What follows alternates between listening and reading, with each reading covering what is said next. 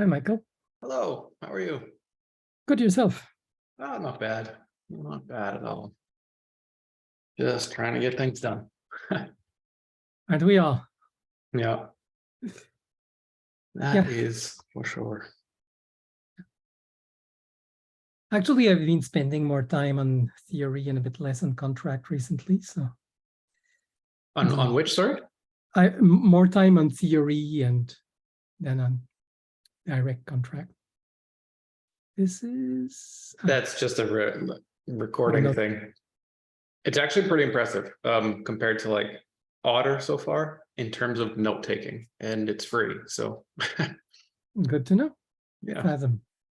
Yeah, I used it, I think a few weeks ago to help publish this recording to YouTube, and it auto summarized it. So I just like added that summary to the YouTube notes and made chapters and everything. So it's pretty impressive. Okay, interesting. So were there any specific things in terms of the theory that you were working on in this last? Yeah. I'm at a very low level. I'm not sure that'll interest you. I think that's just the two of us. I'm working on the database model for both. For right now, I'm mostly interested in combining event sourcing with recursive hypergraphs and having that be somewhat efficient. Sorry, is that I don't know if that layer interests you at all, but it's very much the bottom layer of the stack. I'm at least tangentially interested, but most of it still goes over my head currently. But I like to try and learn as much as I can anyway. Okay. Are you aware of event sourcing as a strategy in general? No. Okay. Event sourcing is a theory of software architecture. It's mostly used for projects with a lot of throughput. And maintaining state is hard. Maintaining coherent state is hard. And if you're trying to maintain state real time with tons of events coming in, forget it. So these people give up on a unified state. And in a way, they do that by giving up on the database. So what you have instead of a database that maintains a coherent global state, you have the source of truth. What you store is the events themselves. So you have an event database. You just store, this is what happened. And some of those events are actually commands, and some are reactions to the commands of various components. And then, of course, those events describe changes to some entities and some underlying data model. And now those are not states in the database, they're called projections. And so you can have microservices that read the event stream. So there's, event streaming into the event database. That event database gets populated, and then there's people reading off that and getting an event stream from the database. And then they say, okay, well, I'm maintaining this little bit of state for these objects. And this scales really well because it's just thinking locally.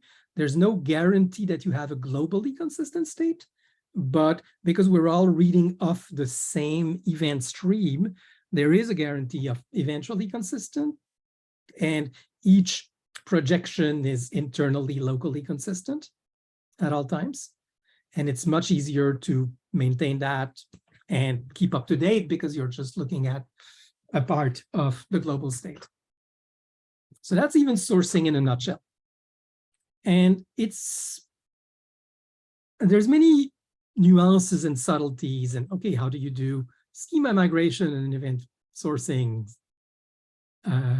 Like basically you're actually migrating your event schema rather, or at least as often as your projection schema. If it's just your projection schema that changed, you can actually just reread the old events with the new schema and it works. If you've migrated the event types, it's a bit more complicated. But again, like the notion of rereading the stream, it should be cheap. at some point the stream extends. So what you do then is you write a snapshot at every whatever and events for any one of the entities, and you forget old events and you just read events from the snapshot. Or you can't put old events in slower storage and stuff like that. So that's the general principle of event sourcing. Did not make that up. It's a whole, Martin Fowler started that. It's a whole enterprise architecture thing. And our dear Stephen, who I think you've never met, is big on domain-driven design. And there's an interesting confluence between domain-driven design and event sourcing. Because it turns out that there's a notion that the design of events within the design boundary is not the same as the design of objects between design boundaries. That adds complexity. I'm not a fan of that, though I'm a fan of domain-driven design in general, but it got me to think about, okay, what are event types? Now, combine that, which exists and which is not new, with my interest in recursive materialized links and how to talk about the materialized link. Now, if we have materialized links, most relationships are link assertions. We're saying this link exists or doesn't.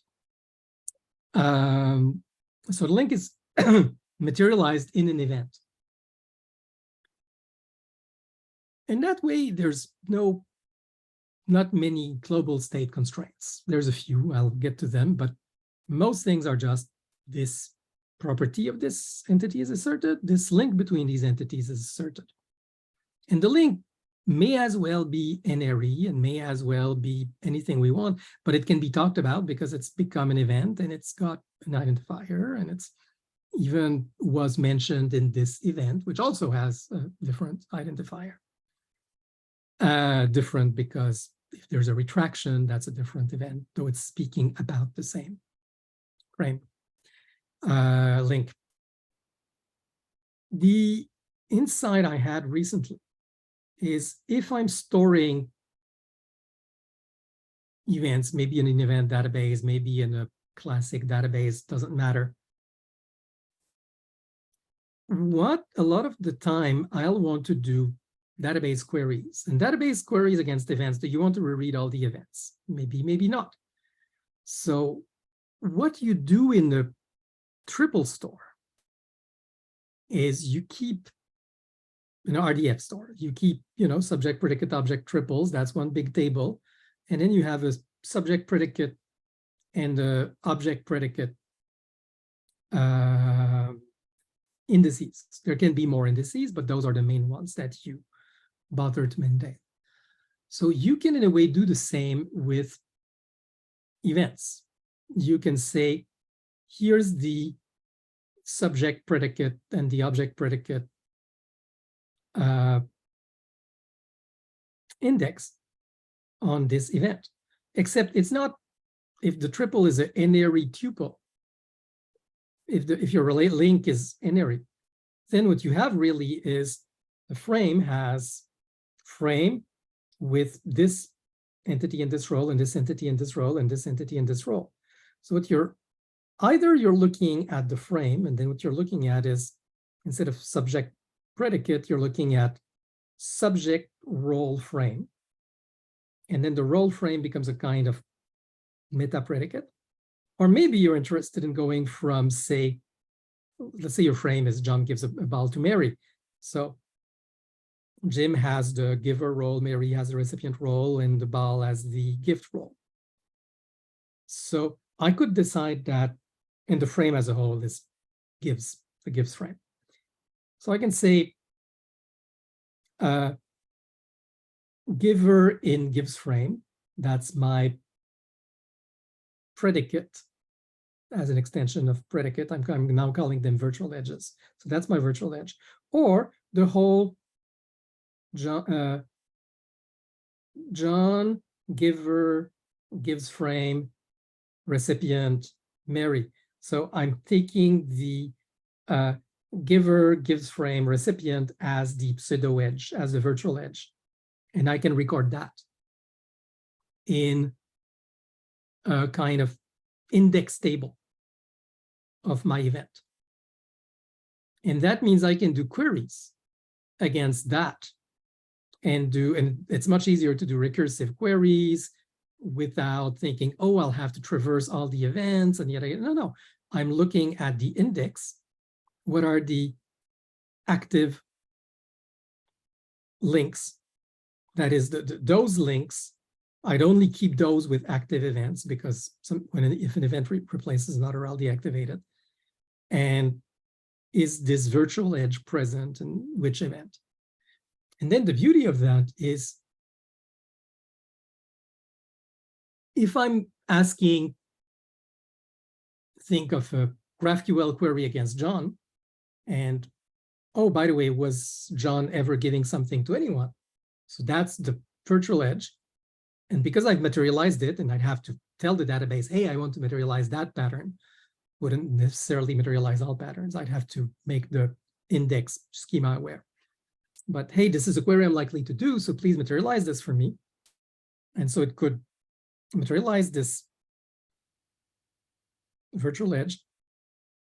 And then what it would give me as, and this is where I think I'm innovating besides the virtual edge, I have a choice of saying John has given something to array of recipients and Mary and this one and this one. So that's one representation. It's more synthetic. It's what most people would expect in a GraphQL query. But I can also give the events that helped constitute this link and say, here's the event, here's the event, here's the event, here's the 4 or 5 events where John gave a ball to someone. So you know when. And what is beautiful is I can have different event types or different versions of the event with the same underlying virtual edge. So if I'm asking for this virtual edge, I get a bunch of events which may be different. And I may say, oh, you think that Mary's among John's recipients because of this gift, but also because of this other, not necessarily a gift, but whatever other frame you created, but that you mapped to the same virtual edge. And reconstituting the projection as who are the recipients, well, Mary and Jane, whatever. These, another frame could be exchange, right? Or transactions, not a gift, it's another. Instead of having the projection Mary and Jane, I can just give the events and I can subscribe to the event stream of anything that fits that virtual edge, which is really a standing query. And all these things have, in the event, there's the claim, which is as an identity and can be spoken about. So on the one hand, I have the full flexibility of talking about claims and recursive representation. I'm using a trick to do indexing, but the trick also becomes, besides the fact that it's faster, it also becomes a way to do schema migration and to do keeping the client updated. Of course, that means the client has to be aware of the code that assembles the events into whatever projection, but that's doable. And then it gets kept alive. This is what the attribute is, and this is why we think it is. And if there's a conflict, it's again materialized. Here are the events in conflict. So it's, I think it's a very good way to represent dynamic data. It's not only even storage, not only keep the projections, even sourcing, but even push the projection logic in the client in a way, but push the projection query logic in the server indexing, serving queries, serving live queries and subscriptions. So this is where I am in terms of how do I want to represent that data in a database. Very interesting. I followed some of that, I think. I have some questions. Sure. Generally speaking, what's a frame? When you kept saying frame, but I wasn't exactly sure what that mapped onto. Oh, sorry. It's okay. Frame is something from classical symbolic AI and linguistics. So and computer science wise, it's a dict, right? It's just key value pairs. But in semantically, it is, hey, there's this schema of these things happening, and the schema is written as, well, there's this structure and there's this slot in the structure that expects this kind of actor to fill this role. And there's this other slot where this other actor will fill this role. And if there's no actor, maybe there's no actor, or maybe there's a default or typical values or all kinds of metadata. But frame is basically an old word for instance of a schema, the data structure that's an instance of a schema. What I'm saying is most things that are represented as links, like property, like triples in the RDF database or properties in the property graph, actually, they are very simple frames with just, source destination, two roles, or source value if it's a literal property. But often they're frames, they're simplified frames. But a more general case, and this is why we have transactionality, is that there's a bunch of things that move together. And for me, it makes better sense to have, oh, hi, Bentley, talking about data structures. For my ideal event-sourced system. So why are frames fundamental is that, yeah, we do transactionality because many things fit together. And what do they fit together into?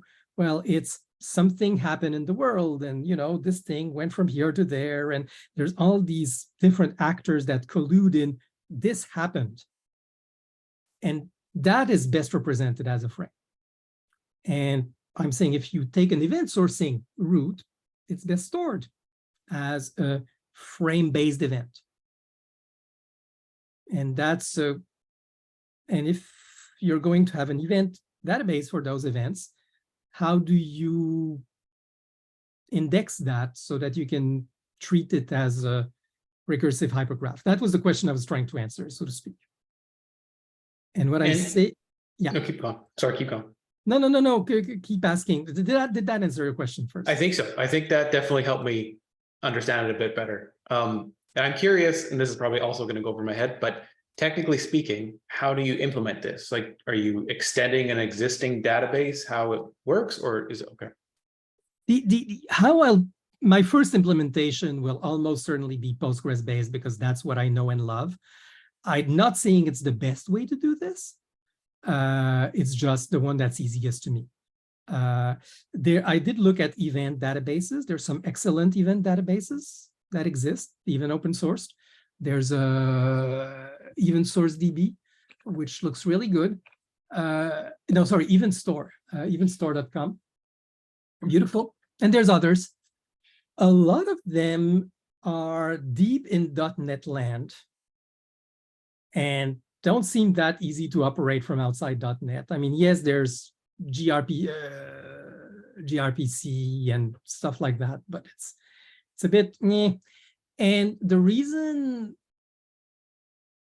in theory, what I'm proposing to do could detach the index from the store, but I like the idea of having the index and the store attached, frankly. I think it allows me to do quite a few things. And Postgres is ridiculously versatile. Like I've discovered, for example, that there is a, I don't know if you know about foreign data wrappers. Like you can tell Postgres, oh, here's a bunch of functions. Here's a method, really. Here's a code bundle that you can use as an alias to a table you don't have, and it will do requests to something else. So for example, somebody wrote something that can talk to Elasticsearch. So you can treat your Elasticsearch store as a set of data of Postgres tables. And you can do joins and you can do everything in Postgres, and it will do the Elasticsearch queries under the hood. It's pretty impressive. And in the case of an event store, what would be easier and more useful, of course, you could go Cassandra or whatever, but a very simple thing you can do is actually, when the events are old and you want them in cold storage, store them, like materialize them in files, structured data files, like there's actually a Parquet foreign data wrapper for Postgres. So I could put, now they will be just scanned, but Parquet is pretty efficient. It's ridiculously efficient. And I can store old events in Parquet and make them static and put them on S3 even. It works. And so is majority of your motivation for doing this the fact that the idea that kind of, in terms of how it comes back to CDL, that the project will have just a ton of throughput and that needs to be handled more efficiently? I'm not thinking so much about throughput. I'm thinking about the fact that I really want to study the patterns of usage. And that means I want full history. And event sourcing is a great way to store history. Like a lot of people will often have a database and store history in the database. Like that's what's happening in debate map, right? There's the node and past node history. And frankly, putting the history in the database is a bit weird because you're copying the full state of every snapshot. Now you can do that from time to time, but it takes space. You're much better off storing, here's the deltas, storing the events, and maybe outside of the database with using various tricks or not, doesn't matter. And that's on the one hand. And on the other hand, doing the state management, like what's believed now elsewhere. So that's one aspect. The other, so it's not so much throughput, but what I see as a sane handling of keeping history, knowing what happened, and so it can be studied, and the recursivity problem, of course. So, but I wanted to solve those together because recursivity adds complexity and history adds complexity, and how do I handle both? And that's where I'm at in my design. It's in a way not immediate to the CDL. I did say this is low level, but on the other hand, I do think it's related because the CDL has to store recursive data structures for argumentation, representation,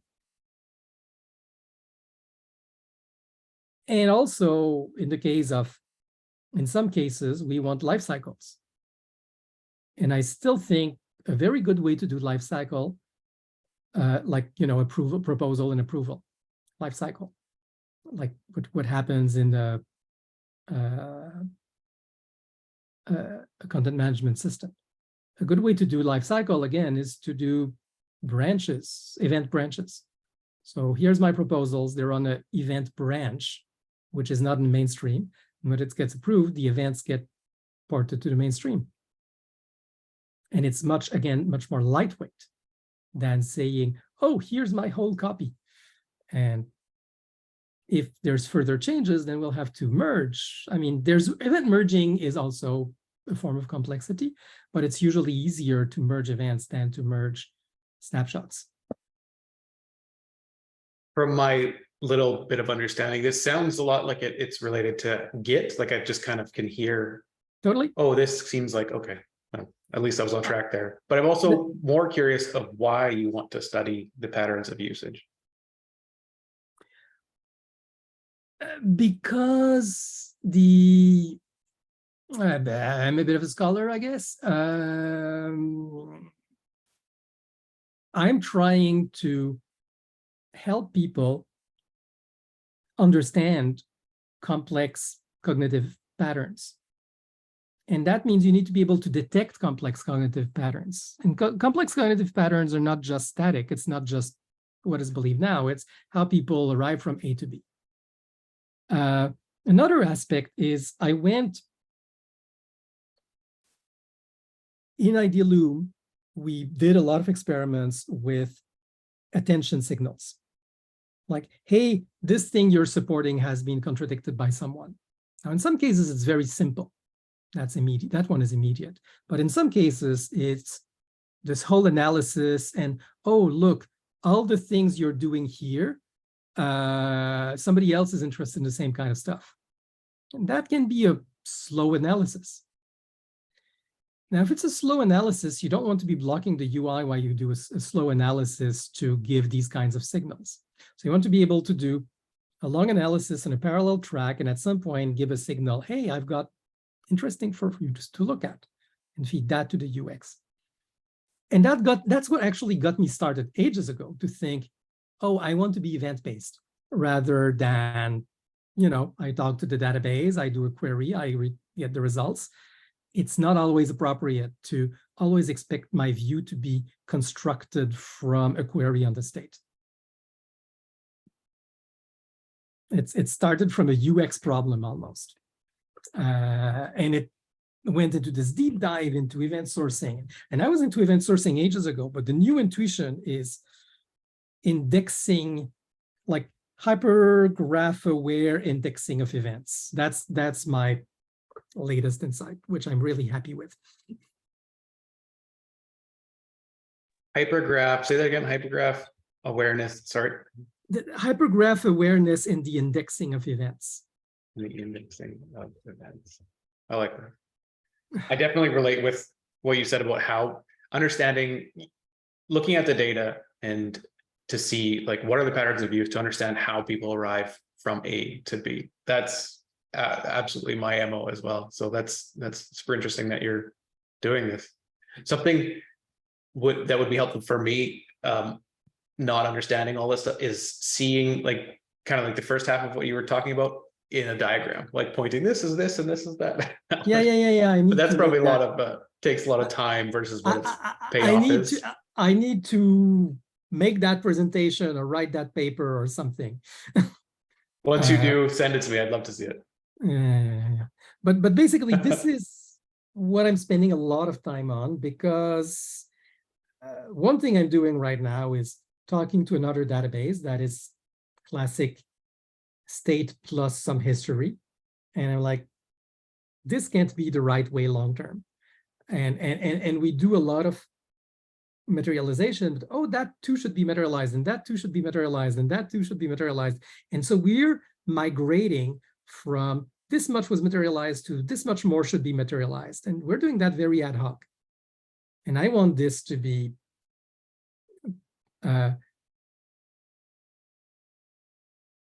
in the data design, that on the one hand, everything is materialized, but on the other hand, it's low cost until we use it. And making everything materialized at the event level is actually natural. And then indexing that makes it usable. It's another word that's been used is CQRS, command query something, but it's the idea of separating. Instead of doing CRUD on the database, you have commands that say, I'd like this to happen to the data. And then you have something that does the process, which has nothing to do with what the data looks like, with the projections again. And again, that makes sense. The events, the projections in the events needn't have the same structure. But then the idea that I'm in a way reversing that, saying, after all, the projection can be made of events in a cheap way. That's weird. Let's see if I get where I want with that. Bentley, sorry, we were in the middle of this. I don't know if you have other. He was trying to learn me. No, I don't have any. I'm also handling a system outage, so y'all keep going. Yeah, no, I was just basically giving the latest. So that's one layer, the mixing the event sourcing with hypergraph-aware indexing. So that's one layer. And the other layer, of course, is all the stuff I've been talking about, the formal concept lattice. And this can be much more decoupled. I was very concerned about my index of the events uses a concept, and that concept's in the concept lattice, so it'll get obsoleted and outdated, and there'll be an event upgrade cascade and blah, blah, blah. And now I've decided, no, I'm not doing any of that. Because it's a personal, because the event stream is very personal, you can use your own private names for concepts. And there's a mapping table that says this event name maps to this entity in the lattice. And at some point, if that entity gets obsoleted in the lattice, you can just change the link. And now, and in a way, and this is where it gets a bit complicated, in that what it could mean is your local term corresponded to a concept. The concept got obsoleted. There's now two concepts that are clearer, and you always meant concept A. So you just reinterpret all your past events as they were always about concept A, even though I'm redirecting the pointer. So that's one case. And the other case is, oh, damn, some of my events were about A or B, so I have to split. And then you have to rewrite the events, not in the sense of editing because they're immutable, but in the sense of, well, here's a new event that supersedes the previous one and with a different binding. So you could see which concept you use the most often, make that was always true, and then, oh, actually, in this case, I meant this one. So from a user perspective, doing that, have you considered what that looks like, or are you mostly like just looking at the database in the back end and the theory? Because what immediately comes to my head is to make sure the user knows exactly what they're doing, because it seems like it could have substantial consequences of doing a redirect of terms. And so how do you display, like, let's say that goes back years, in the event that it does, like, how do you say, oh yes, absolutely, all of these did mean A, all of A did mean B? Yeah. I did think of it at some level. I thought mostly about how to express the distinctions and how to get the user to say, well, sometimes it means this, sometimes it means that. I totally expect the user to have, here's the list of all your previous statements, and maybe a very long list. But that's scary, of course. I don't think it'll happen much. I think what's more interesting is, here's the distinguishing predicate for those two options. Like, this is where people disagree with, is this something you're clear, you can feel you were always clear on? And if not, then can we look at a few of your statements where you might have been on one side or the other and say, what would be telltale usage in your statements that you might have meant this one or that one? Can we distinguish, oh, when you were speaking about this concept and with that concept or in that kind of frame or something, then you probably meant this one, and probably have a UX for saying, in this case, I'm not sure, or I'll leave it undefined, I'll come back to it later, I don't have time now. I think that needs to happen. The notion that things are floating, undefined, I don't know, I'm not sure, let's see what it would mean. And I very much also, in terms of UX, I see what if scenarios. If you go this way, okay, does that entail contradictions? That's super interesting. I would love to see that. But I know Yeah. that is very heavy UX, yes. Yeah. But on the other hand, I think that if it's just your personal notes, you may be tempted to be a bit casual. But if you're in an organization that tries to be precise about, this is our organization's position on this and that issue, you better be clear, and you'll want to go through review this is what we've said about this. And even if it's your internal archives, right? Somebody said, oh, we should we should take this decision instead of that decision because of that, risk or that unintended consequence. And seeing later, who was right post-mortem and what did we not see and why. This is something that should be done on demand, but I could totally see this one, by the way, was ambiguous on this. And now, retrospectively, we see that this ambiguity is what caused this. And I think it's perfectly valid to say, at the time, it was ambiguous. We did not think this at that level of detail, which is perfectly valid. Happens all the time. And this is what happened as a consequence. So now we know that whenever we think about this, we have to think about that.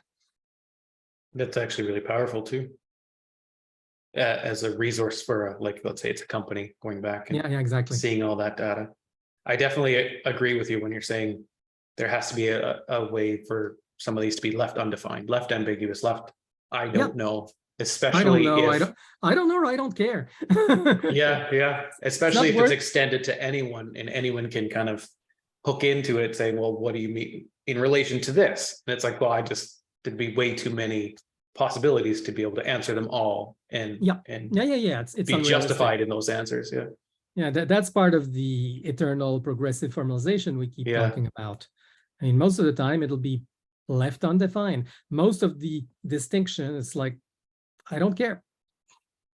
And that's fine. Not relevant to me in this use case now, so just nope. But the fact that you could go back and look at it, I love that. To be like query all of the undefined in this context or what have you. And that requires history and event sourcing.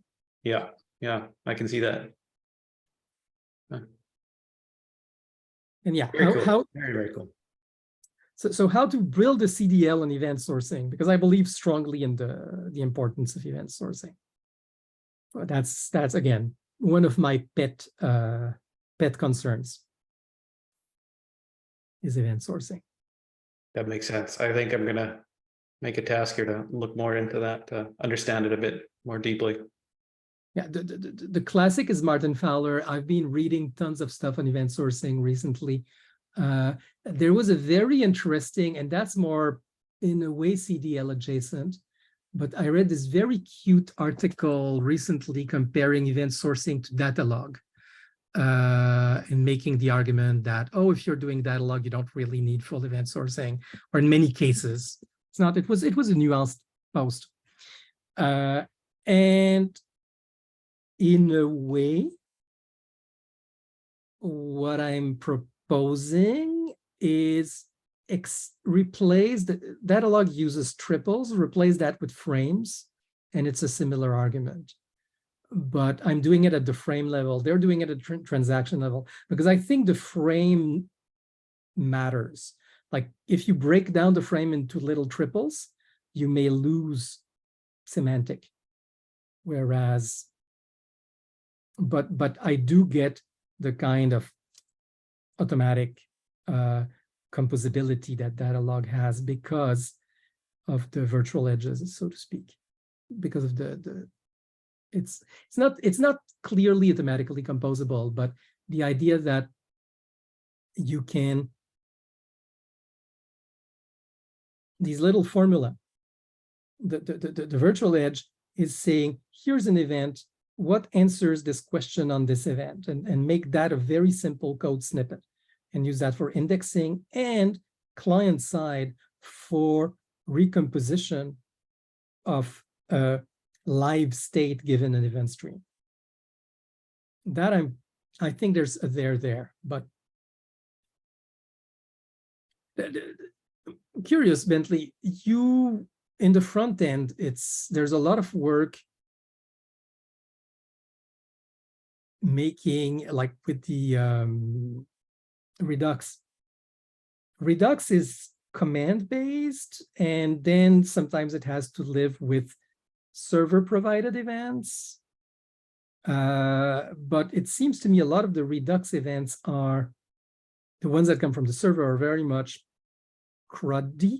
That is, hey, this thing happened, this data changed, as opposed to this command was given, and here are the consequences. Am I right? I actually haven't been using Redux. Okay. And I don't think it actually even requires the server side. So that depends on your implementation. Yeah. A lot of Right now Redux I'm using things. document based, so I just load up the whole debate. I'm not doing real. Are you doing any real time then? Yes. So but it's the whole document because they're pretty small. Right. I'm not scaling yet, and I'm not handling, I mean, theoretically the data structures I'm using can handle claims shared among multiple debates and claims in multiple times inside a single debate, but the database doesn't support that yet, just because I don't have enough. I don't want to mess with it yet. But yeah, it would be pretty, yeah, it's a whole bunch of small pieces, so that'd be fairly slow for a lot of the database solutions and would need some optimization for what we're doing. It's not like normal stuff where you might have 100 rows. This is, I mean, I guess it's about the same. You could do 1,000 rows, but it's harder on the database because things aren't in a table all nicely together already sorted by their main key. A big objection for scaling RDF has been locality. Like if you're how to handle proximity of frequency of pull. And I don't know if any of the databases have, where they start sorting data based upon its use parameters. Like if you find these things usually get queried together, then put them together. It's tough. Yeah, I don't think it's done. A lot of databases will allow you to tune that yourself, and maybe based on usage patterns at best. But auto tuning, here be dragons. Yeah, it's definitely risky to have auto tuning. Yeah, so some of the short ways I was doing that is by persisting the views. So you could store both in the data structure, in a individual pieces, but then also if you have common reified views, then you're basically caching a query, right? So maybe actually, if you start pulling a query that normally says, oh, pull this one 5 layers deep, that might be cacheable and kind of save some processing. I don't know that I think it'd be okay to move forward. Like I can't think of much of effect where if we make the wrong decision on how we store the data and how we model the data in the system itself, that would put any blockers where you'd have to redesign in order to implement an optimization for it. So I wouldn't worry too much about scaling that specific thing. Yeah. I mean, my main concern, as usual, is I want full recursivity, and that of course has tons of impact on the database design. Now, how to do that without killing performance has been an interesting. I mean, you could do anything you want. It just may not perform. Exactly. And I think, And the most performant database has no API to it because no one's ever querying it. Yep.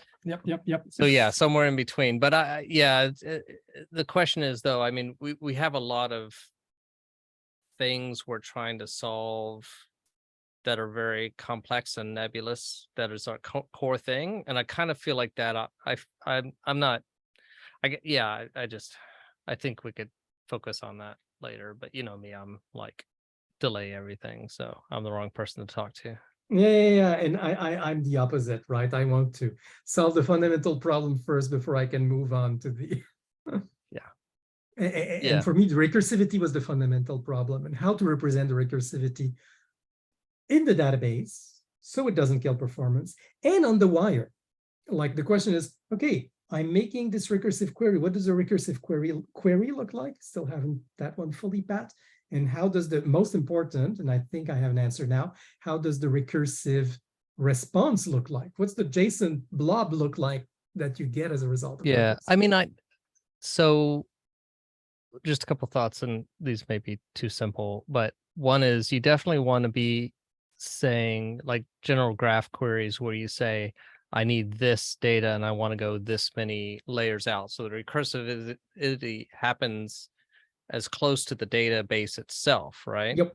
And then you have the caching and everything like we were talking about as well. The other thing is representing the data. I mean, so even in my simple data model, it's instead of putting it in JSON and having the nodes actually be like children of each other, which actually doesn't make sense because it's a graph, but yeah, having the node IDs and node ID to object, and of yeah, course. and having the tree represented with just IDs and then the data separate.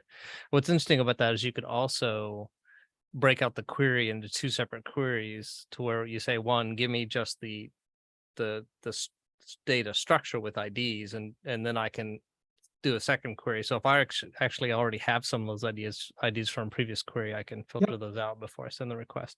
I mean, that's all pretty standard stuff. I mean, most developers don't run into that, but if you have, then no, that's standard indeed. The thing is, if you have, like most people, they have the nodes, they have the links, like they'll have their graph as list of nodes, list of edges. Now, since for me, edges and nodes are not a hard distinction, because edges can play the role of nodes. Yeah. It's a list of nodes and a list of nodes. It's a list of nodes, and then each node has a list of nodes. I call them edges sometimes. they're nodes and edges. Each node would have a list of edges that connect to it. Yeah. And you can even have these edges indexed by property. Like if the edge is a simple binary link, then it's just the identity of the edge type. And if it's a full frame, an array frame, then you'd have the virtual edge, what I'm calling virtual edge, which is basically a mini path within the frame. For example, from giver to recipient. You define. So I guess the natural query would be, give me everything connected to this edge. I could limit the edge types if I wanted to. Yep. Or and limit, then go this many layers out, and maybe put a total limit on the number of nodes traversed, just in case you have something extremely wide. Yeah, but what I'd probably want, instead of saying by type of edge, it's going by, very much in the GraphQL sense, here are the property types or virtual property types I'm interested in. And virtual property types allows me to define paths through frames. Treat the frame as a link, even though it's a full frame. Yeah. Or just go one roll in the frame to get the frame itself. And that's. So it sounds like you have it. I think I have it decided. Just getting the machinery right will be interesting, but yes, I think it's playable at this point, which it wasn't for the longest time. there's a lot of work left to do, but it's, and that's one aspect. And the other, as I said, is connecting to the formal concept analysis lattice, but one piece at a time. But getting the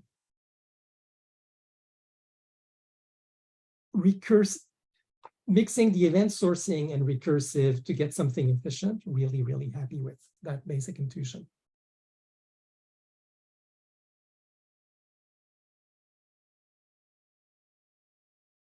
Yeah, I guess I don't see where the event sourcing affects the recursivity. It's, you don't want to be going through the event database sequentially to find all the events that may be involved in your recursive query. So Oh, you want to right. index Yeah, your yeah, events. yeah, right. So your question is how much, yeah, is you, I mean, I guess I was assuming you were always updating, that the events were updating a data source, and the data source was, you were running queries off the data source, not the eventing. So Well, the event sourcing is, the events are the source of truth. The events yeah. are So the I database. was just thinking of an eventing system and not an event An sourcing. event So that, stream yeah. as opposed, event streaming as opposed to event sourcing. Yes, that's the common conception that a lot of people. Yeah, no, I believe strongly in event sourcing.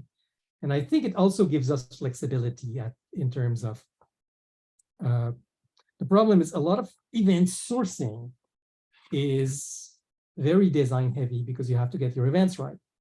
But the way I'm thinking about the events as basically representing the frames, I think it's not that bad. You're either asserting or retracting frames.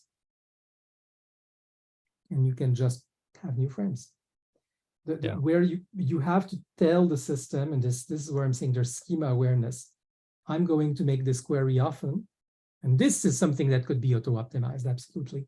I'm making this query often, traversing this path through this edge often. So please index materialize. And you could even, in theory, do it retrospectively. Yeah.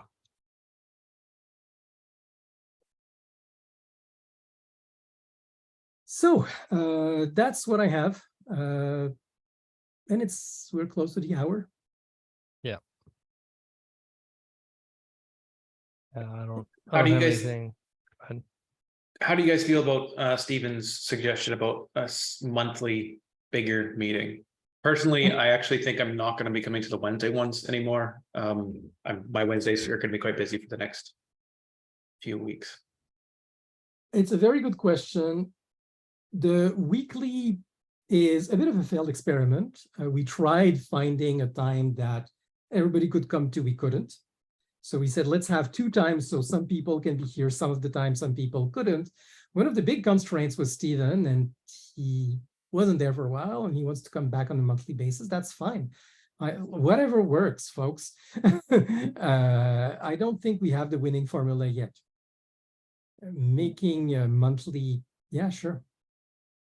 Or even do it like a hybrid, just do bi-weekly, like twice a month. See how that works, like scaling a little bit. We never found a time that was agreeable to everybody. Right, yeah. And that's the problem. If we make it monthly, that means it becomes bi-monthly in practice. Right? I'm trying to come to all of the weekly things, which is a bit insane, frankly, because, yeah. But we can try again and send another poll and see if magically people's schedules will have changed. So maybe now there will be an agreeable time, but bi-weekly with 2 times. Which is, yeah, sure. Again, yeah, maybe.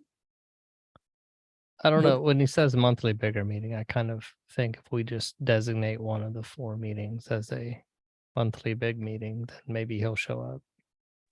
I think that's actually not a bad idea. Yeah, like the first, is the first of the one, month is the do or die meeting, and I like the that. other ones are optional. I mean, everything's optional because we're volunteers. I'm all for that. But hey, sure, let's try it. I don't know how to. I've a bit given up on finding what works for everybody, because you've spent a lot of time doing these doodle-like things, and responses not non-convergent. People are responding. We want to meet, but Yeah. we've lost Felix. We've lost, I'm a bit like, wow.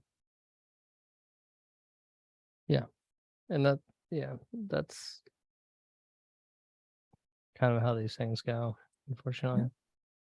So yeah, I think, yes, it's a good suggestion. Let's propose the first of the month.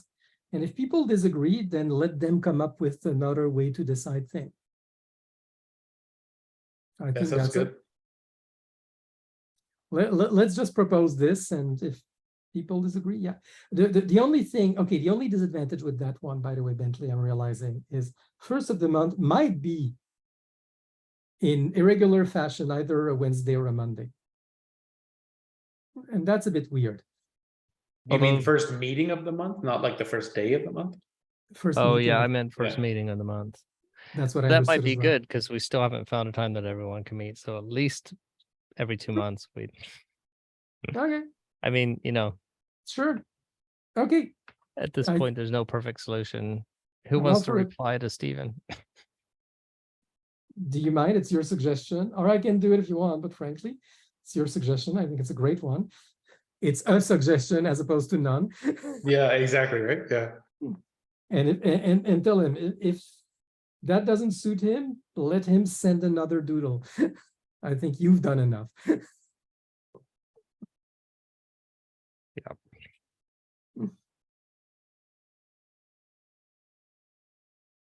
Okay, folks. We'll do. Yep. Bentley might be seeing you tonight. Oh yeah, it's Wednesday, right? Okay, Thanks Bye for for now. today. No, see you next time. pleasure. Ciao, ciao.